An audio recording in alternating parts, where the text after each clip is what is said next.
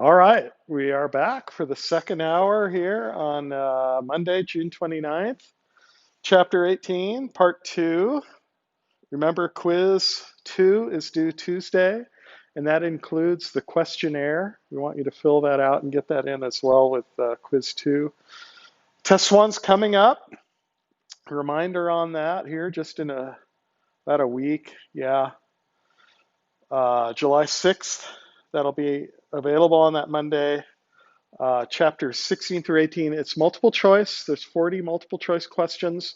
They're similar to my multiple choice questions that are on the sample test 1, although that's an old test, which of course has some write-on type problems on it. We can modify those write-on problems to be multiple choice now, to just give you different options. So most of the multiple choice questions are single concept, but some require you bringing together multiple concepts to solve the problem. And yeah, we can do mechanisms on multiple choice too. So the 3 areas of OCHEM you need to focus on again: what structure, reactivity, what reagent and substrate goes to what products. That's 2 levels of understanding. And then the third is tying that in with the mechanism to help you correlate all the information and understand why you get that product and why the selectivity.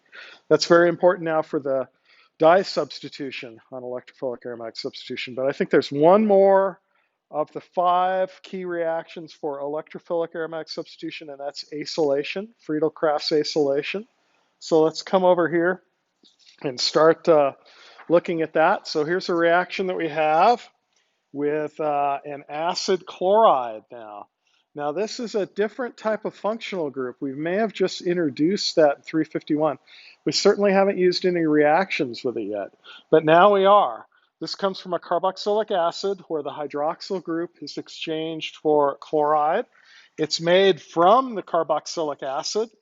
So in this case, it would come from propanoic acid, and it's reacted with a reagent called SOCl2, or thionyl chloride. Now, don't worry about the name of that. In fact, in a later chapter, when we look at carboxylic acids and derivatives of carboxylic acid, which this acid chloride is, it's derived from the carboxylic acid. We'll look at thionyl chloride in detail, okay, later on. But right now, you just need to be aware of this reaction. When we react this acid chloride with benzene, same aluminum trichloride for the other Friedel-Crafts alkylations, now we get the acylated product. We get the aromatic ketone, okay? So how does this work? Well, it's similar. Lone pair can coordinate here. You can get this type of complex with the aluminum. We have the aluminate and the plus charge on chloride now. That's not the true electrophile yet, but we're getting there. What we can do here is remove the chloride and get to a neutral charge here. And what does that give us here? It gives us this, with the plus charge on carbon right here, and the chloride with the aluminum. Let's do the whole thing there. We get this carbocation. Now that has a special name. It's kind of a weird name. It's called an acylium cation. Acylium sounds kind of silly, I guess. Acyl, it comes from an acyl group. That's a carbonyl with some extra functionality on it, called an acylium ion. Positive charge is right there. Now, I like to point this out carefully. This is the true electrophile now, and we can finish the rest of our mechanism. But this relates to something we just talked about in the first part of Chapter 18. We talked about you can't do what? Friedel-Crafts alkylation on sp2 hybridized carbons. You can't have an alkene chloride or bromide to do those vinyl group transfers to benzene. So this is indeed what? sp2 hybridized. So how can we get away with that now? Remember, we said these alkenyl type carbocations aren't stable. There's no resonance stabilization there. So this acylium cation, in the case of acylation, must have some extra stability associated with it. What is it? Let's see if you can figure that out. Yeah, I think we can. This has an extra resonance structure, doesn't it? Don't forget about the lone pairs on oxygen. let's resonate that and see what we get. We can get this. Oops. We can get triple bond there now, where the plus charge is on oxygen. So our psyllium ion benefits from resonance stabilization, where these vinyl, these alkenyl cations, where we couldn't do alkylation or alkenylation, you could say, of benzene, because these type of things are not stable, nor is the direct displacement from the complex thing there. Okay, so this isn't an exception to the rule or anything. It's because these psyllium cations are more stabilized by resonance. Okay, then it waits for benzene to come along and do its thing. Let's push the electrons out there, push it back up there. What do we get? Kind of reorient our cation there. Here we got the cation right there. Here's our hydrogen that was right there, right? So we're just pulling the electrons out. There's hydrogens around the ring here. Don't get me wrong there. Those are around the ring. But this is a allylic cation here. So the charge could be here, here, here. And that'll be very important here for dye substitution. Right now we're just looking at mono acylation. So how do we get this off? Yeah, chloride, anion, which can come off of the aluminate, can take that proton off, the electrons can flow down, and that gives us the product, okay? A psyllium pathway. Now, there's a lot of variations to this, of course, and there's important synthetic advantages to this. Let's see, what can we do here? We can take that ketone product, so let me redraw the product there, make these aromatic ketones, and then we can reduce this with hydrochloric acid and a mixture of zinc mercury, zinc amalgam. That's called the Clemmensen reduction. In fact, if you just put Clemmensen over the arrow, we know what you mean, or draw out the reagents, but make sure you draw both reagents. And what will occur is the aromatic ketone will be reduced to the alkyl, unrearranged, straight chain propyl group. Remember, we couldn't get that before when we did Friedel-Crafts alkylation. It would rearrange to the isopropyl product. But now indirectly, we can get that N-propyl straight chain thing via the Friedel-Crafts acylation and then the Clemmensen reduction. Or we can use the Wolff-Kishner. You could even put WK on a quiz.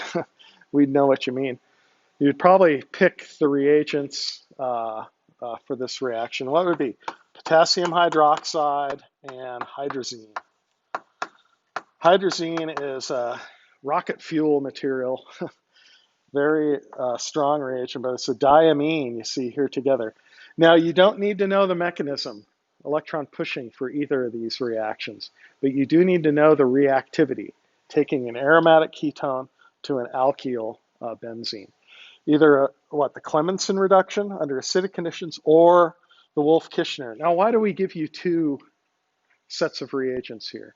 Well, they're complementary and they're different, right? This one's strong acid conditions, this one's strong base. So let's just pick. If we've got something else in a complex molecule that's either sensitive to acid or base, we can use the other one to do that. Now, there's another way to do Friedel-Crafts acylation. Sometimes we use what's called the anhydride method. So this is acetic anhydride reagent. So it's two acetic acid units put together, and this oxygen has two acyl groups on it. Okay. Sometimes that's abbreviated as AC2O for acetic anhydride. And yeah, we'll learn more about these anhydrides in a later chapter, but this can also be used with aluminum chloride. For some simpler acyl transfer agents, the anhydride is actually the cheaper reagent than the acid chloride. So we could use the acetyl chloride in this case. We're going to put on a 2-carbon ketone group, right? So either one here. I'm not going to go through the mechanism of it, but it's similar. You can draw it out here. You can coordinate with aluminum. Okay, get the negative charge, the plus charge here. You can break that bond and push the electrons here, and you see you get the psyllium cation. The true cation here, the true electrophile is that in this case. Okay, the acetyl group. And then you can get this. Oh, anybody remember the name of this molecule? This methyl phenyl ketone has a name. It starts with an A. Let's see. Yeah, acetophenone. Make sure you know that name and the nomenclature, and you can have substituted acetophenones. Okay, so this is a common one there. Again, you can reduce this with Clemmensen or with Wolff-Kishner conditions, and what would you get? You get ethyl benzene. Now, that's kind of a inefficient approach because we can directly make ethyl benzene from benzene and Friedel-Crafts alkylation with bromo or chloroethane. Okay, that one won't rearrange. It's impossible to rearrange. It's just 2 carbon units. But the propyl one, we have to go through the Friedel-Crafts acylation followed by the reduction to get these type of straight chain ones. Okay, so what I like to do now is give you a chance to try a couple of these. Let's see if you can make a couple of these that I might give you. Can you come up with a way to make these products, starting with benzene for each one, and can you get to this? Ethyl and then a cyclohexyl, or benzene with an isopropyl, or benzene with a isobutyl. So these are 3 different routes. Can you do that? You can pause your video now and try that, and then turn it back on here in a minute. Okay, we're back. Let's see if we can figure this out. If we want to do that, we first have to react with the acid chloride that's associated with that. Okay, so it's this reagent plus the aluminum chloride, and that will put on benzene with the ketone and the rest of the cyclohexane, right? And then what's our next step here? Well, we can do the Clemmensen reduction, HCl and zinc amalgam, okay, zinc and mercury, or Wolff-Kishner, okay? So it'd be a 2-step thing to reduce there. Why can't we just directly acylate there? Because that would be a primary position. We'd migrate over and we'd get, what, the secondary position if we tried to do direct alkylation. Here, if it's a primary connection to an aromatic thing, you have to do the acylation first, okay? What about this one? Can we make that one directly? Yeah. We can just take isopropyl chloride and aluminum chloride. So that goes back to what? Friedel-Crafts alkylation to form cumene. Remember, that has a common name. You can call that isopropyl benzene. That's actually the IUPAC name. Cumene is the common name for the octane booster. Then we got this one. How do we form this one? Can we use this directly? The bromo isobutyl and the aluminum chloride, or aluminum bromide. You can switch the halides there. No, because this one would undergo the migration and we get tert-butyl instead of isobutyl, right? So what do we have to do first? We have to do the well, acid bromides actually are known. They're a little less stable, but let's do the acid chloride. Okay, that corresponds to that. And it would look like that with aluminum chloride on benzene. Our intermediate then would look like this. Have benzene with the ketone there and this isopropyl group. See the isopropyl group on the end of the isobutyl group. And then what do we need to do here? Right, Clemmensen or Wolff-Kishner, if you want to draw out those reagents. And that will get us the unrearranged primary alkyl product there, okay? So those are important to keep in mind. Let me show you a little more complex application of this. And this involves the conversion of benzene into benzocyclohexane. Benzocyclohexane turns out to be a useful reagent to make a lot of different naphthalene and hydronaphthalene type products. So how can we make this? Well, we've got a couple bonds we need to make here, and let's see how this works. Well, in industry, it's made like this. It's made from this anhydride and aluminum chloride, and after you quench with water, you get this product. You get the one ketone group on there. And the rest here is carboxylic acid. And you can go through the mechanism and see how that goes now. So we've made one carbon-carbon bond, but we've got what? An aromatic ketone, okay? So now we can do Clemmensen or Wolff-Kishner, and those are specific for ketones, not for carboxylic acids. The aromatic ketone's more susceptible to the reduction conditions. Yeah, we can reduce carboxylic acids, but usually that takes harsher reagents like lithium aluminum hydride and other type of things. But if we control this carefully, you get this intermediate, which has what? The alkyl group there. And we've got the carboxylic acid still there. Now, guess what? All you need to do is take this and treat it with sulfuric acid. And this goes to this, no, wait a minute. This goes to an intermediate here, sulfuric acid. It will form the protonated form here, which we can lose here and have the acylium ion, you see. The rest of the molecule there. Then the benzene can attack here, and we get this intermediate. So you might have to fill in the rest of the mechanism there if you want to go through that. And we get that, okay? We get the ketone version of this tetrahydronaphthalene thing. And then how do we go from here to here? Well, yeah, another Clemmensen or Wolff-Kishner conditions. That's an aromatic ketone. So you see that's kind of used twice here, the anhydride, and then here's another way to form an acylium ion. A strong acid on the carboxylic acid can form that same thing. Most of the things we'll be asking you about are with the acid chlorides, okay, for the Friedel-Crafts acylation. Okay, our next topic is to look at dye substitution. So we need to go back up here to the overhead. Let me get that up and see what we need to look at there. There we go. Okay.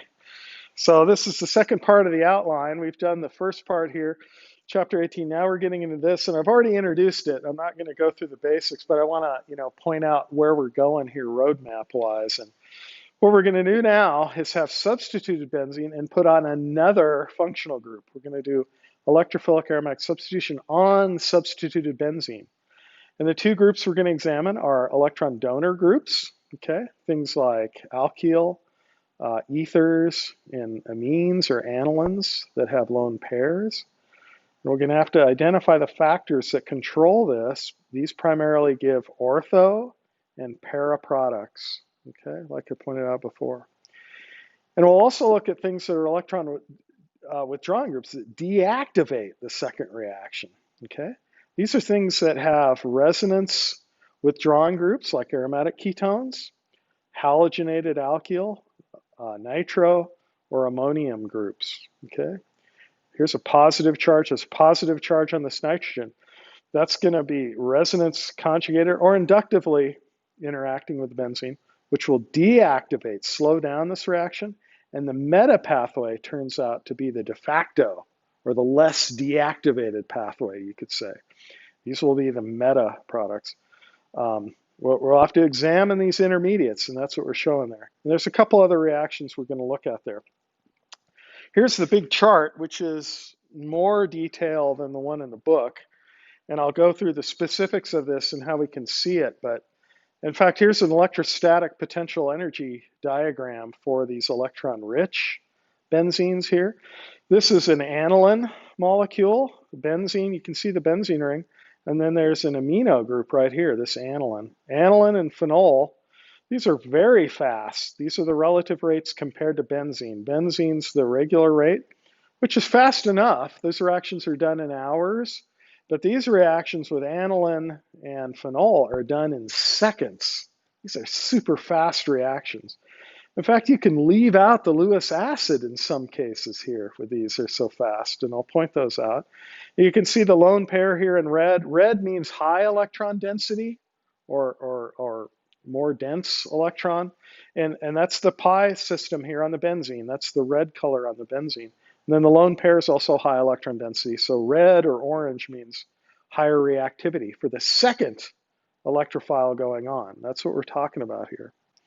Lone pairs on amides or esters can also be activating, and simple alkyl groups, so like toluene, for example, or methylbenzene.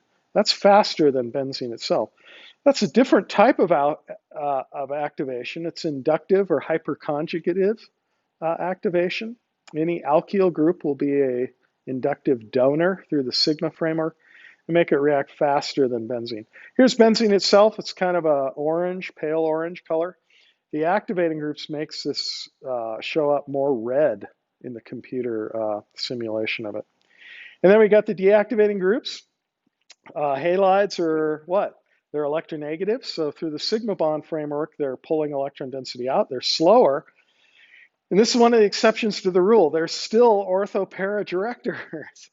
We'll have to look at that. That's kind of a tricky thing there. Fluoride is such a strong deactivator. We generally don't do reactions with it. You see the rates get even slower here. If you have carbonyls, ketones, or esters, or amides with the carbonyl conjugated to the benzene ring. So here we had esters and amides, but notice here, the activating group is where the heteroatom with the lone pair is right on the benzene ring. Now if it's twisted around with the carbonyl on the benzene, then they're deactivating. So it depends on how the ester or the amide's connected, and we'll point that out. Okay, cyano groups or sulfonates, we know how to make sulfonic acids, or fluorinated alkyls, we'll stick with those. Those are the ones that are highly deactivating. And then nitro and ammonium cations. Now notice here, we can go to an ammonium cation from an aniline. So that the nitrogen functional groups, if it's neutral, and in this form here with the lone pair freely available to conjugate with the benzene, then it's strongly activating and it's an orthopara director. But if it's protonated as an ammonium group under acidic conditions, guess what? It's strongly deactivating. Why?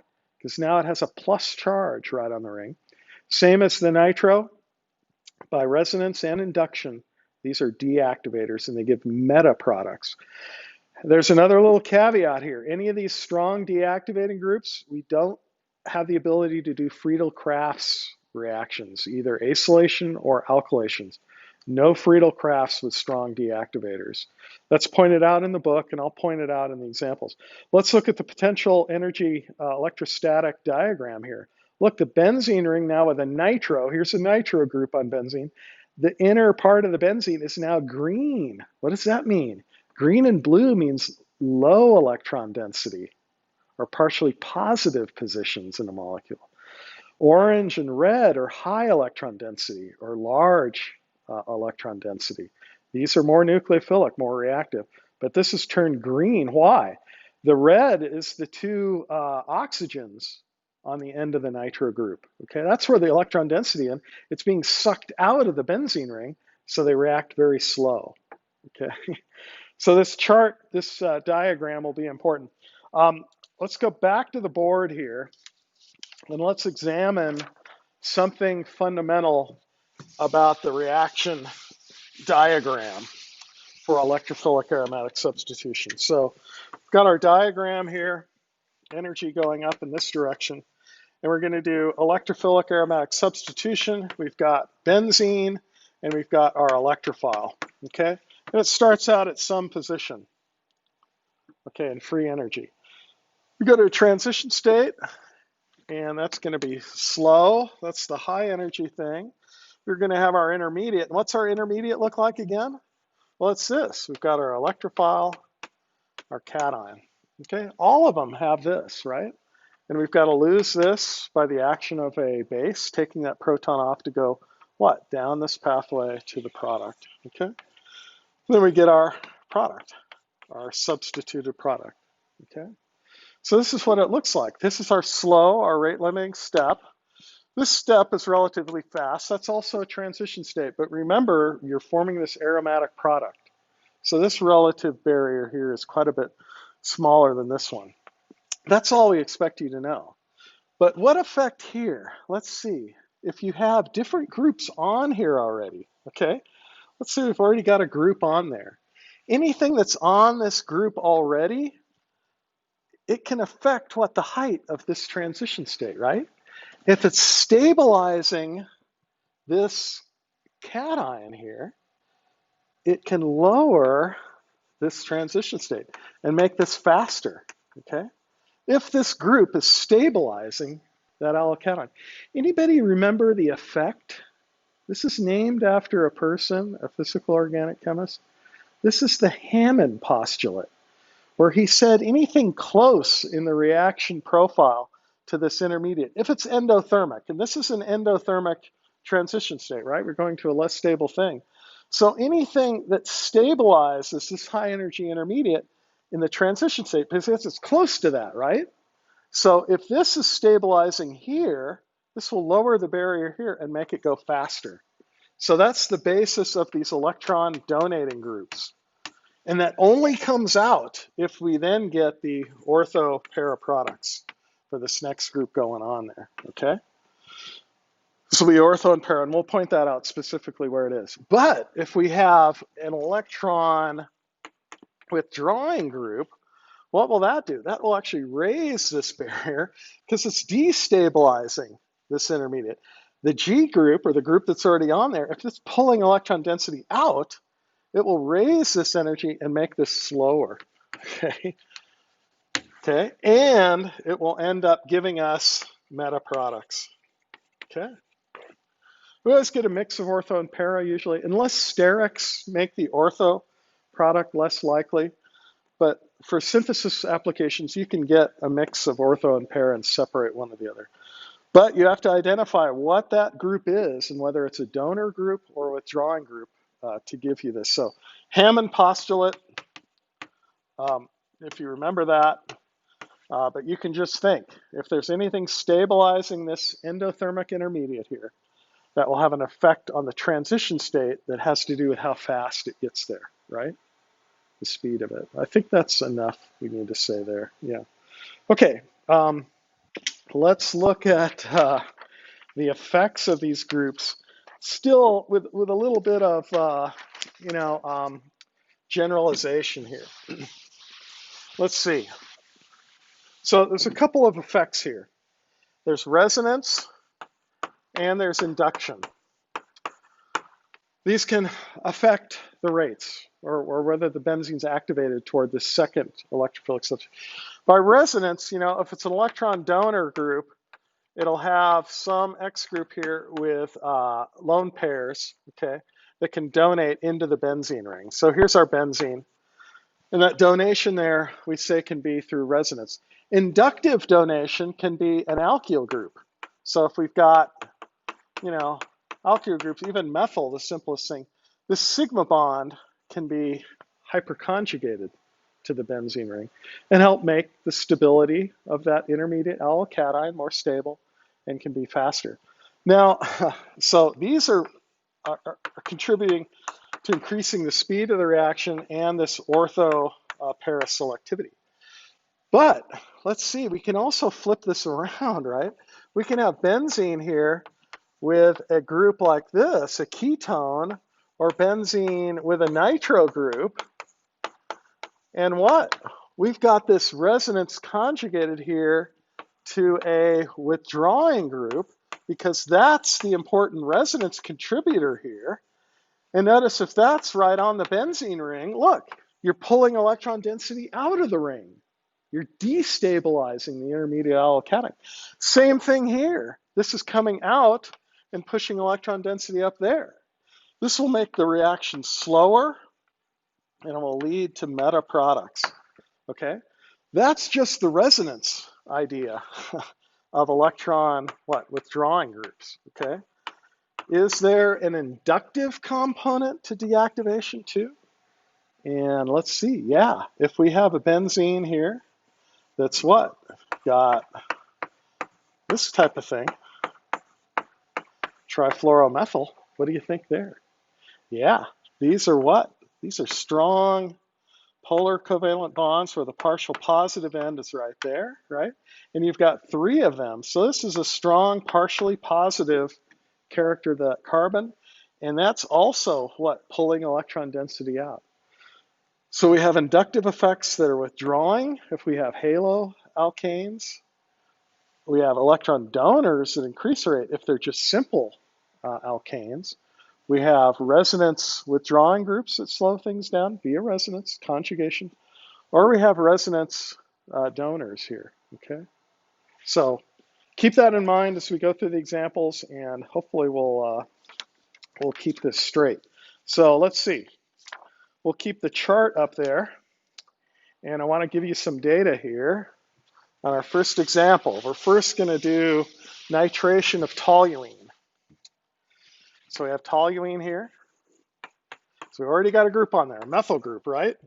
And we're going to react it with nitric acid. So we're doing nitration here. And let's see what the products are. Nitric acid, sulfuric acid, that goes better, right? Our mechanism, make sure we got all the reagents there. Let's see, there's 3 products. Here's the first product, the ortho product, and that's actually 63%.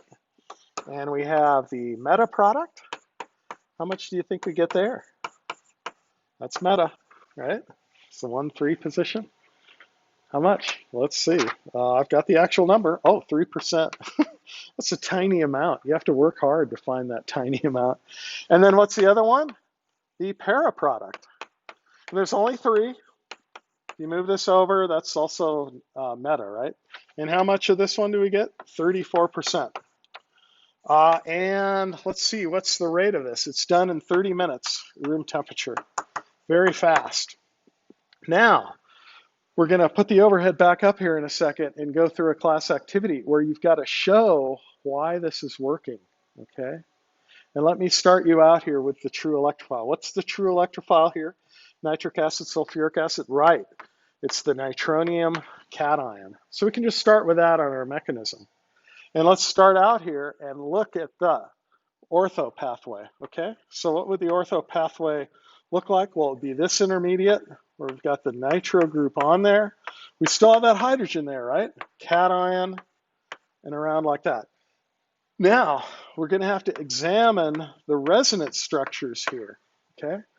For that pathway leading to the ortho, and we're going to have to examine that and compare that to the pathway following what? Meta substitution. Now, if we put the nitro group here, we've got the cation right there, right? Those are going to be different. And let's also look at the para pathway. There's a lot of work here. We've got to look at all the resonance structures. So there's actually one here I've already drawn, another one here, and another one. That's the magic position, right? We can push the cation here and keep pushing it, and then we can have the cation there. And what is it? This is secondary. This is secondary. And what would be the cation there? And let's verify that. That's what we're going to do activity-wise. Let's see. Let me get you started here on the para pathway. If we put it down there, we'll have cation there, there, and there for the rest of the things. And look, we'll have secondary cation here. And we can resonate here. What would be that? And the para pathway. That'd be the tertiary one. And then secondary, okay? And notice meta, there's going to be some difference here. Can we resonate the meta pathway? Yeah, secondary, secondary, secondary. It's never tertiary, is it? And so let's put up the overhead for the activity. And this is one of the activity sheets I think I have for you. Yeah. So there's the first one. And so pause the video and work through this on your own and show all the resonance structures for the ortho pathway, the para pathway, and I kind of got you started on the board already with it, and the meta pathway. And let's see what's going on there. This is a faster reaction than benzene. This reacts quite a bit faster than benzene itself, and it gives selectively the ortho product mainly, a lot of para. They're about 2 to 1, ortho to para, and then only a trace of the meta. So pause. And we're back. Let's see what we can come up with here. So did you analyze all of them? Let's jump ahead here. Yeah, here they are. And I've got the electrophile abbreviated. And this is a graphic from your book. So if we put on the nitronium right there at the ortho position, you see we'll have secondary cation here, resonate over. Secondary cation, resonate over again. There's the juicy one. There's the one that really helps us. This localized resonance structure, what, has tertiary character. So that will be stabilizing inductively by the methyl group, you see. So that will react faster relative to benzene. Why? Because it's a more stable allylic cation in that it has some tertiary character there. And then loss of the proton with base gives us the ortho product, okay? So that looks good. That looks like a promising pathway. Let's compare that to meta, and hopefully in your notes you see this. Let's put it on at the meta position, then we have the cation here. It resonates over to here and down here. They're all what? Secondary, which are pretty good, but relative to this one, which is secondary, secondary, tertiary, this one's going to be what? Relatively slow. So it's a kinetic effect, okay? Via Hammond's postulate, this carbocation, because it's more stabilizing, lowers the transition state initially for the attack at the ortho position. Did you follow that? Now that's kind of wordy, and it's combining a couple concepts, right? The intermediacy of the allocation with the Hammond postulate. But you can see it here. You know that tertiary carbocations are more stable than secondary. So you can hang your hat on that. I mean, that's the key thing to look at. And then para attack, let's look at this one. A lot of para product, 30%. And if we attack down there, we have the cation there. Let's resonate. Oh, tertiary, there it is again. Yes, tertiary, and then secondary. So it's really isoelectronic, we say, with the ortho pathway. That's why there's a lot of para and ortho products always produced if you have a donor group on the benzene. So there's our preferred product, our para product. So hopefully you're comfortable with that and see how that works. I'll compare this to the resonance donating with the lone pairs on aniline and phenol. They're even faster than toluene, and we'll do that later. But let's go back to this one. Let's do this one now. And let's come over to the board first here. Let's compare this whole rigmarole, and you draw out all those resonance structures. Remember, your activity should show, what, 3 resonance structures for each one, and then the loss of the proton to give these 2 products. Well, 3 products if you follow the meta pathway, okay? But this one's faster, this one's slow, and this one's fast. Why the 2 to 1? That's actually a statistical thing. You have 2 ortho positions here, and they're actually happening at the same rate, but because you have 2 ortho spots open, you get 2 to 1 there. But don't worry about those relative amounts. Just know that you can always get a lot of ortho and para, okay? The para has a higher melting point. You can actually do a recrystallization, and this will crystallize out as a solid. You can easily filter it off, and then you just purify that in the second step. And then this is a trace amount. You hardly see that at all. So you can easily get a hold of the pure ortho and the para forms there. You don't need to worry about that. If you need ortho or para, just form one or the other. Well, let's do the other experiment now, where we have a trifluoro, a methyl group here now, okay? This changes things dramatically. It's just adding the 3 fluorides there. And we'll start out, the same conditions here. This now takes 12 hours to go. It's very slow. All of them are very slow, ortho and para and meta. But the one that will be a little bit faster will be meta in this case. So let's see, I need to modify these, right? And I need to modify the percent numbers here. And then you need to justify, we'll go back to the activity sheet here, the amounts. The ortho one is only 6%. Remember, that was over 60% before. The meta one here is 91%. Dramatic turnaround from 3% to now 91%, right? And then this one is 3%, okay? Yeah. Oh, yeah, okay, yeah, thank you. Thank you, Aaron. I think that's correct now. And these numbers should make sense. Now we have a fluorinated alkyl, so inductively this will be withdrawing, and we need to examine, let's see, the different pathways. So let me get you started here. Nitro with trifluoro. Methyl will look like that. That would be our ortho pathway. Let's see what our meta pathway would look like. It would look like this. We'd have the nitro there and plus there. CF3. Yep. Don't let me leave that. That's those 3 fluorides.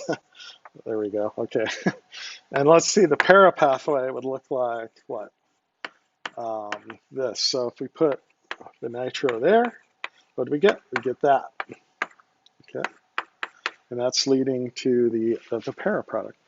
So pause the video here. Oh, let's go back. Well, yeah, there it is. Let's go back up here. Pause the video and see if you can draw all the resonance structures and verify for yourself now why.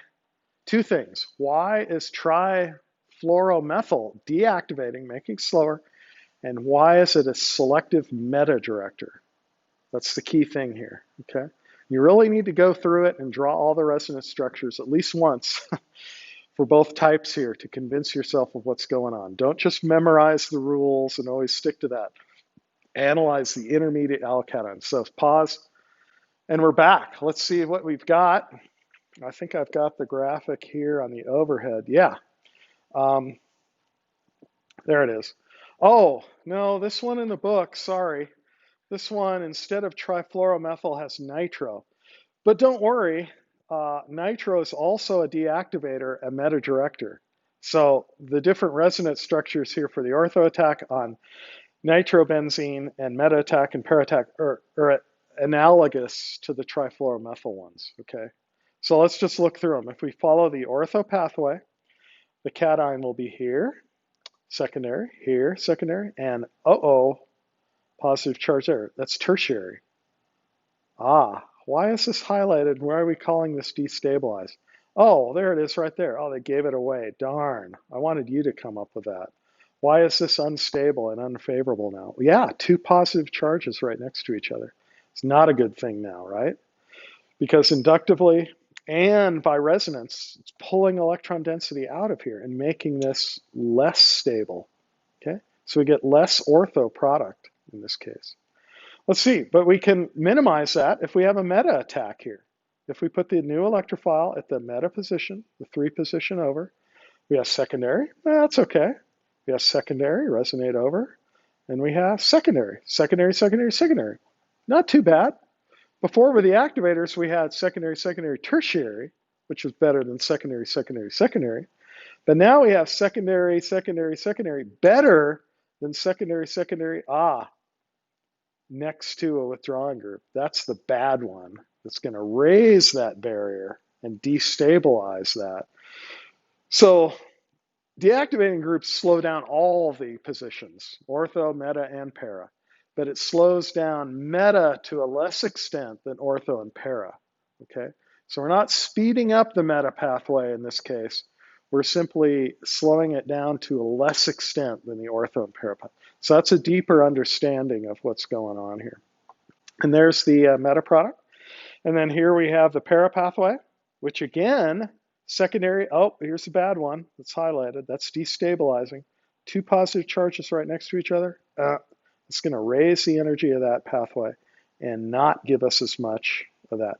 And again, I apologize. I should have shown this graphic with the trifluoromethyl there, but all these principles will apply there. If this is trifluoromethyl here, then we're putting this positive charge, even though it's tertiary in that case, it's right next to a trifluoromethyl that is strongly partially positive, right? Which is going to destabilize that pathway for the ortho and the para pathways. So I think that's good for that. So let's try to summarize here and wrap up real quick. So yeah, the trifluoromethyl and the other deactivators slow down all the pathways, but they make the others somewhat relatively speedier in that case. So to summarize, donors, either inductive or by resonance, and we'll do the resonance donors next time. Electron donor groups on benzene. These will give us ortho para products for the next electrophile going on, and they're much faster, okay? And then we have the withdrawing groups. And we saw a couple of them already, nitro, trifluoromethyl. We'll look at the carbonyls and the others next time. That second electrophile going on much slower, and it will give the meta product there. Yeah, and I think that's a good place to stop. I think time-wise, we're okay there. Work enough number of the problems, and we'll get into putting a third one on when we have two groups. We'll have to look at that. Sometimes they're enforcing each other, sometimes they're in conflict. We always go with the stronger donor in that case. And we'll look at some multi-step routes next time as well. We'll show you some familiar drugs that we've looked at. In fact, the intro, at the first hour, we showed you the synthesis of the sulfa drugs, and we'll show you the synthesis of PABA and some of the others next time, and maybe propofol, the analgesic drug, and some others next time. So I think we'll leave it here. Make sure you can analyze those pathways and verify why we're getting ortho-para here with the donor, why it's faster, and why we're getting meta and much slower with the withdrawing group on the benzene. Okay, so very good. We'll see you next time. Thank you.